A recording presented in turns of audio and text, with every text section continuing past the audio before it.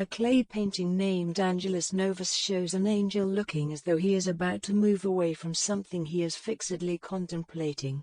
His eyes are staring, his mouth is open, his wings are spread. This is how one pictures the angel of history. His face is turned toward the past.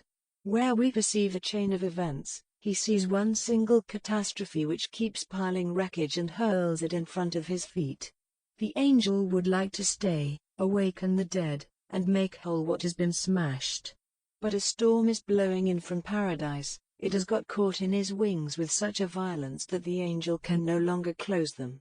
The storm irresistibly propels him into the future to which his back is turned, while the pile of debris before him grows skyward. This storm is what we call progress. The past can be altered, but the angel would rather perceive the future in the present than see a past that is not his own. Therefore he turns away from it. His longing for home is so powerful that his eyes look back further than his body can go. And as he looks, we look with him and see a long chain of events extending into the distance. It is our own existence which we have projected into this future where it becomes lost to us. For all that we have been, all that we have done or suffered, all our joys and hopes are there in a hidden form. They are part of an unknown life which has been lived before us and will continue after us, while our life flows on toward death along this path of events which grows ever longer, like the curve traced by a moving point, unless something should happen to interrupt its course, unless what has already occurred should come to pass again here in this world, some miracle or other, which interrupts the sequence of things. In short, an angel who turns back and looks the other way. In this vision of a past that is not yet past, or already passing into oblivion, which amounts to the same thing, one sees oneself as a child running out into a garden on a summer night. It is all astir with voices and presences. There are rustlings which seem to come from bushes and trees but may come from any direction. There are flashes of lightning in moments of fright at nothing, for children see faces and forms where there are only shadows. One can still hear these voices, a ghost. A ghost. But by now they have changed their tone. They sound like angels' voices, like distant music, as though an angel were singing far away, yet what he sings sounds very much like childhood's own songs. The child was standing at that time on the threshold of his own room, where soon he will be lying in bed, looking up at the ceiling. It is already late at night. From there he hears the voices die away. They are sinking into oblivion down below, where the past lies like a sunken ship with all its cargo of distress and joy. Then one day he sees a seabird plunging into the waves as it flies toward him across an empty beach, and cries, "It's my father!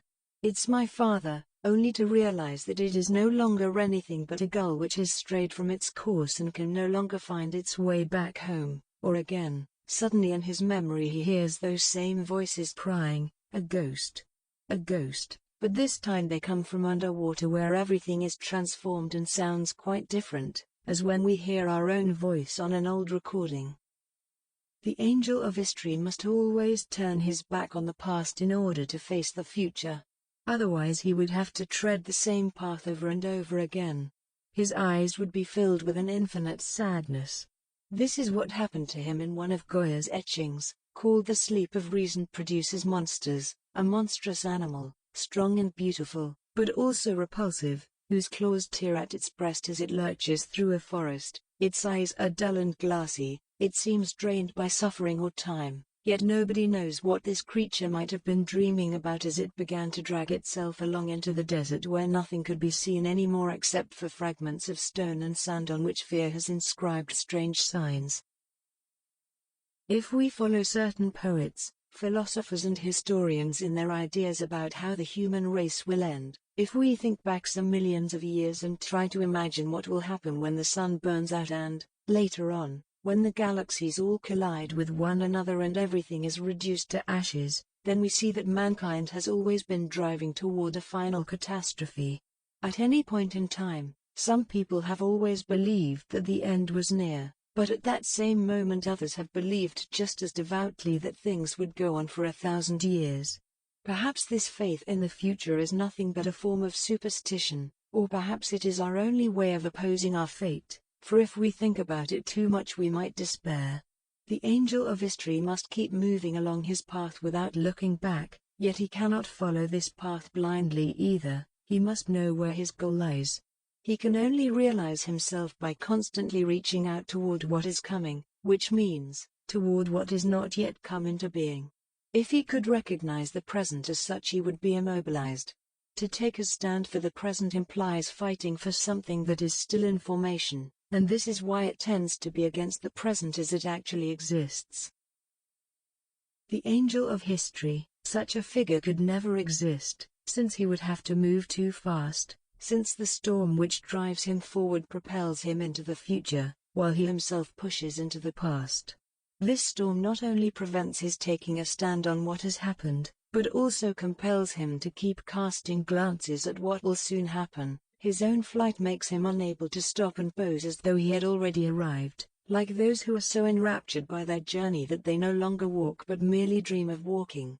Perhaps we could imagine an angel who stands still in order to contemplate something in which he takes an interest, like a man standing before some object or other, except that this would contradict his nature and the nature of the storm which drives him forth. The angel would then appear to be standing in one place while he was moving and being moved at the same time. He would be immobilized and running at the same time. He would be an angel only in his own eyes.